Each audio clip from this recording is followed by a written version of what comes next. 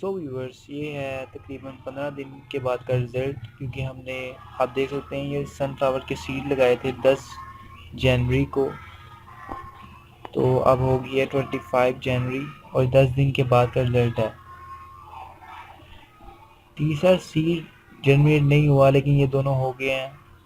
कोई बात नहीं, क्योंकि मैंने सीड को चेक किया था तीसरे को, वो गला नहीं है अभी तक। इनके भी सीड सही है, मे भी वो अब थोड़ा टाइम ले ग्रो करने में, लेकिन मैं इसके साथ ही मुतमईन हूँ कि 2 सीड्स तो जर्मिनेट हुए। तो अब देखते हैं कब तक ये और बड़े होते हैं, तो स्टे विद मी।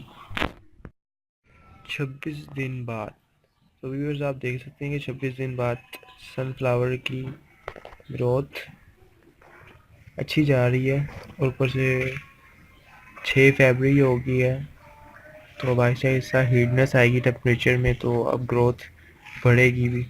और ये जो तीसरा सीड है, ये मैंने देखा था ये गल गया था, लेकिन कोई बात नहीं, 2 प्लांट्स बन रहे हैं, वो इनफ है मेरे लिए। सो देखते हैं कब तक ये और बड़े होते हैं। So stay with me, don't go anywhere.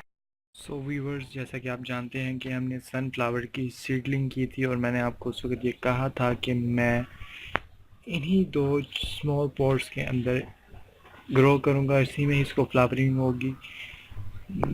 तो आप देख सकते हैं कि 83 डेज़ के बाद का रिज़ल्ट है। आप देख सकते हैं ये फूल तो खिल के अब, यानी कि अब एंड होने वाला है इसका, और दूसरे को आप देख सकते हैं कि वो भी खिला है।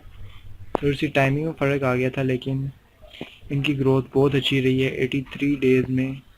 अल्हम्दुलिल्लाह के अच्छा रिज़ल्ट मिला है मुझे। सो आपके लिए भी यही प्रेफर करूँगा कि सनफ्लावर जब भी ग्रो करना हो तो इन 2 पॉट्स में, इस जैसे स्मॉल पॉट्स में ग्रो किया करें, ज़्यादा मिट्टी ना यूज़ करें, ज़्यादा एरिया ना लें, और आपके सनफ्लावर भी ग्रो हो जाएंगे। सो आई होप कि आपको वीडियो पसंद आई होगी। सो नेक्स्ट वीडियो में मिलेंगे किसी अच्छे से टॉपिक के साथ। तब तक के लिए अल्लाह हाफिज़, अस्सलाम वालेकुम, and remember me in your prayers and keep smile.